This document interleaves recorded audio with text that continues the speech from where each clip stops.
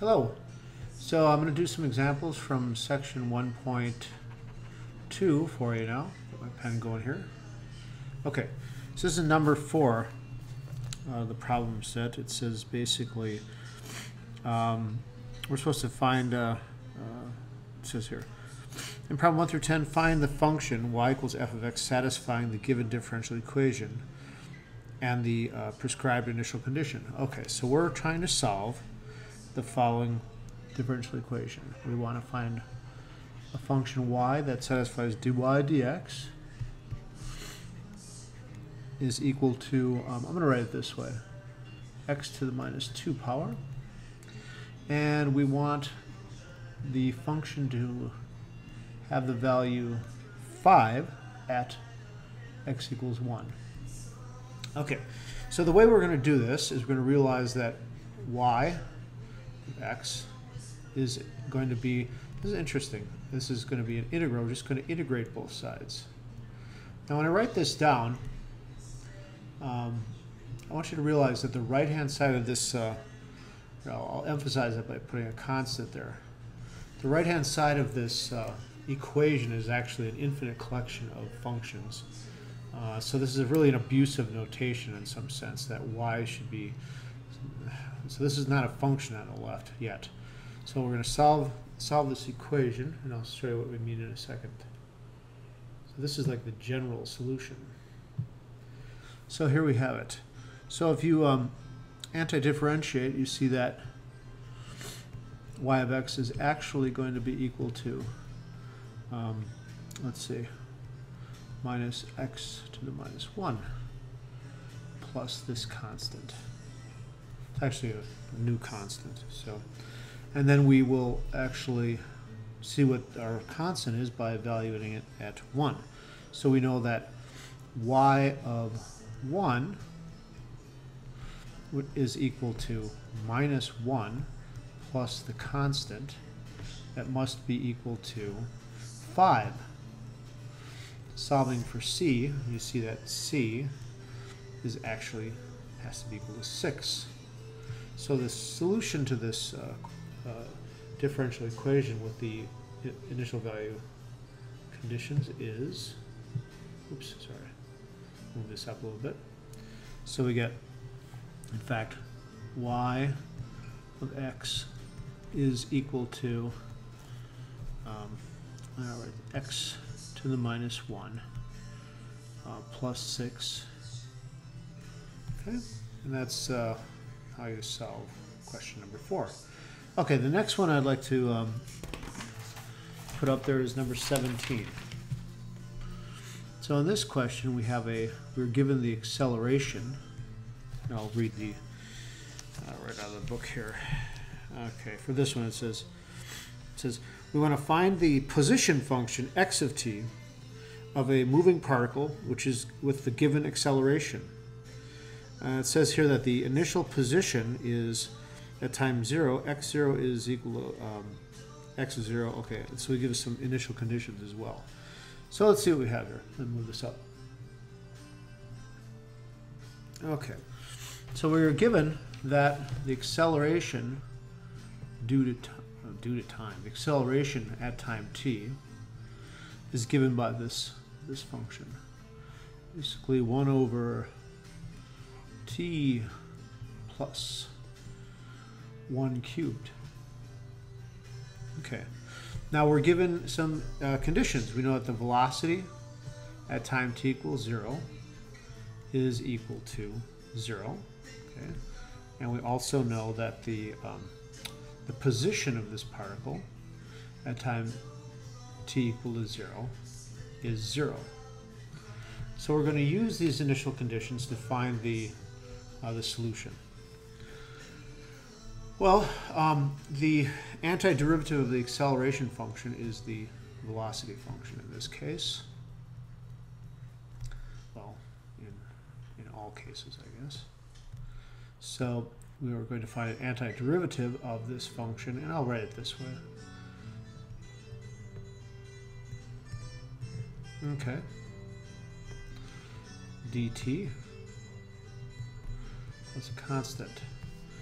So calculating that antiderivative, we get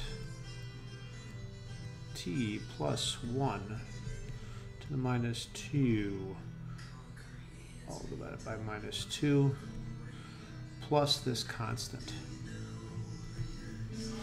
Okay, now where do we want to go from here? Okay, 0. Okay.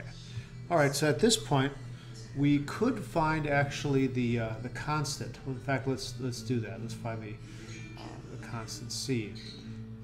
So we're going to use the fact that if I take and calculate v at time 0, it's equal to 0. But using this expression, we see that that's equal to, well, plug 0 in for t, you get 1 over minus 2, okay, plus c, and we know that that's equal to 0.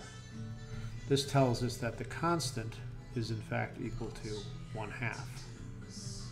Okay, now we can write down the velocity exactly. We know now that the velocity of the particle at time t is given by the following.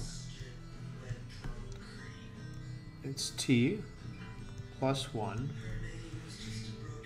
minus 2 divided by minus 2 plus 1/2.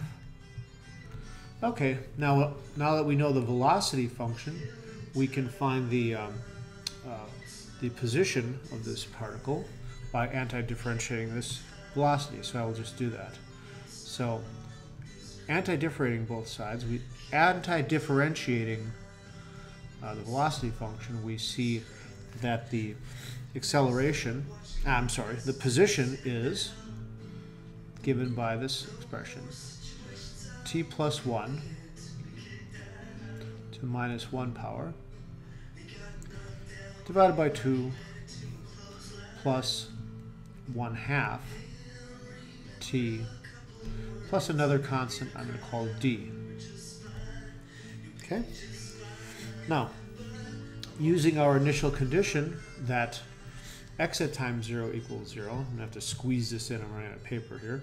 So using x at time 0 is 0, we see that 0 is x at 0 in this case, so that's equal to, we get,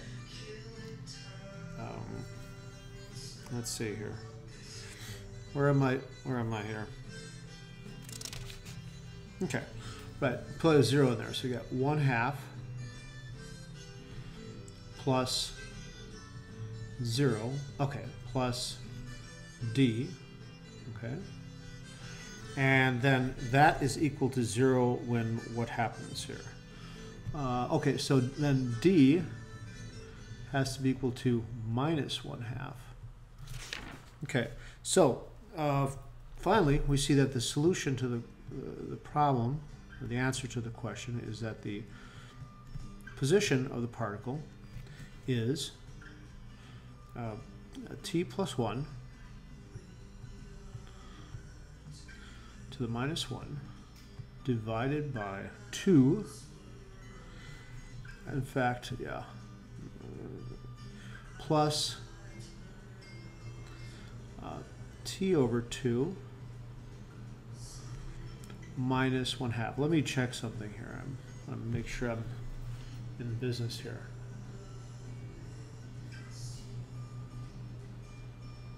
Yes. Okay. All right. Now the last one I'd like to do is this number 27. So let me go back up here, and I'm going to get a new page here. All right. So here we're given some information about a falling body, and we're going to use the physics in this section to answer the question. So it says, let's see, number 27. Okay, so I'll draw sort of a picture. So we have this building, right? And here's the building. Okay, and I'm going to put our coordinate system. It's important to place the coordinate system in the proper configuration. I'm going to make it this way. I'll just let's have this. This is going to look odd, but this is going to be our positive x axis, which would make, if we're in a right-hand coordinate system, that would make this the y-axis. So this is completely wrong. So gravity is pulling things towards the ground. So a ball is thrown straight downward from the top of a tall building. The initial speed of the ball is 10 meters per second. So I'm going to write down speed. So that's the, so we know x prime of t is, now here I have to introduce, it's a negative 10, and this is all in meters per second. I'm dropping the, and keeping in my mind the units of distance and time. So 10 meters per second, and it's negative because the propensity of gravity is to have the particle fall down. In other words, the distance is decreasing. Okay. It says, if it strikes the ground at a speed of 60 meters per second, so I'm going to translate that. What does that mean in terms of mathematics? That means x prime at the time that it hits, I'll call it t sub f. That has to be equal to negative 60. That's the velocity, minus 60. Now wait, I made a little error here I need to correct. This is that x prime of t is not negative 10. At the very instant in time when we start at time t equals 0, we get that the velocity is negative 10. Then the question is, how tall is the building? So I want to translate that. I want to find the x at time 0. Well, actually, that's wrong. Not at time 0. Well, I guess I would want to find x at time 0. Yeah, that is right. Like, how high is this particle at time t equals 0? Okay. So let's see how we do this. The key in figuring this out is to realize that the x coordinate at t final is 0. This is the key bit that we need to use. That's what happens when the ball hits the ground. Okay, so let's let her rip. Now I'm going to be suppressing the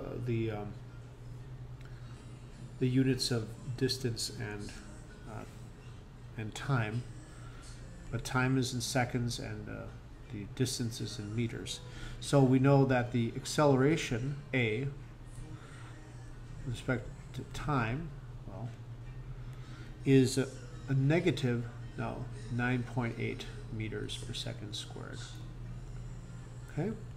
Now I'm going to calculate the velocity by anti-differentiating.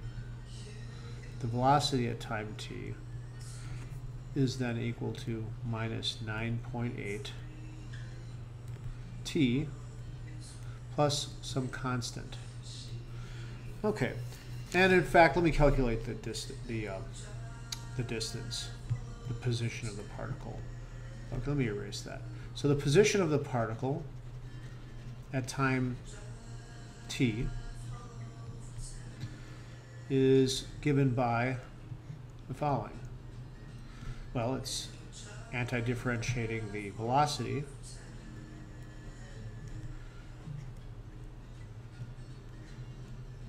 okay, plus c times some time t plus d.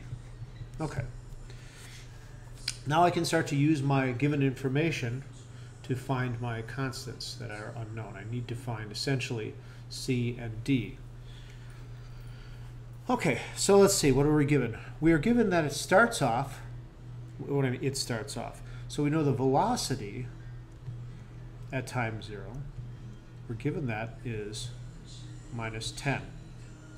But let's take a look at what that is. Looking back up here, that means we get 9.8 times 0 plus c. Okay, so that's also equal to a minus 9.8 times 0 plus c. Oh, good.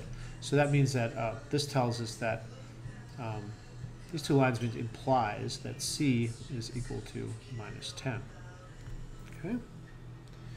All right. Now let's see. Let's find out what else we know. Okay, now we know that the velocity at time t is given by the expression minus 9.8 t minus 10. Okay, let's plug in t final, which we don't know, right? The velocity at t final is equal to minus 60, but it's also equal to the following. It's minus 9.8 times this quantity we don't know, t final, minus 10. Now, so what we're doing here is we're using our information about the velocity now to find how long this object is actually falling. If we solve for the final velocity, we see that the final, not the final velocity, I'm sorry, the amount of time it takes to fall, we see that we get, well here, I'm just write it down, 50 over 9.8. Now that's seconds. Okay, now what are we going to do here? Okay, so we are going to try to use our expression now for x. Let's take a look at that. So here's our expression for x. X at time t. Here it is. I'll circle it. So here's x at time t, right? Now notice what happens is that when I plug in t final into this expression, I'm supposed to get 0, because at the time t final, that's when it hits the ground. So let's do that. So watch this. We know that 0 is equal to the following.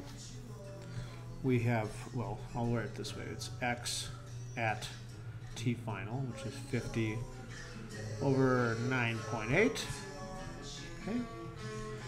And in fact, that's also equal to, here, it's going to look weird, but if you just plug it in, I'm running out of space, unfortunately, but you just plug it in,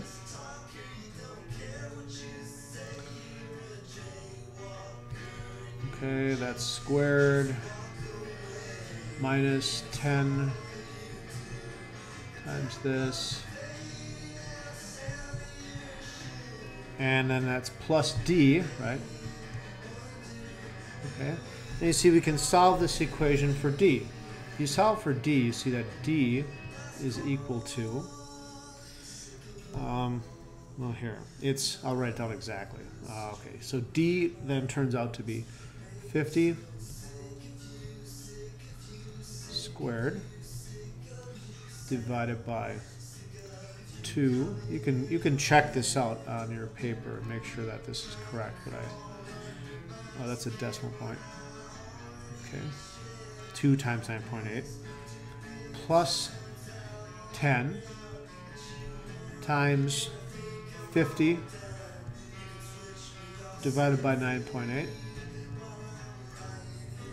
And in fact, this is approximately equal to, I grabbed a calculator here, it's approximately 178, and that's in meters.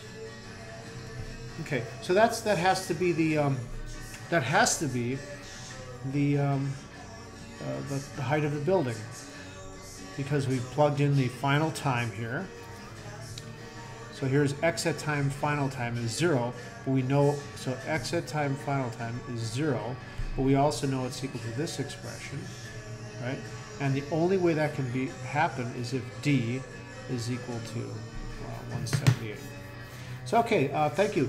If you have any questions, please give me a call at area code 414-828-4111. Area code 414-828-4111. Thanks. Talk to you soon.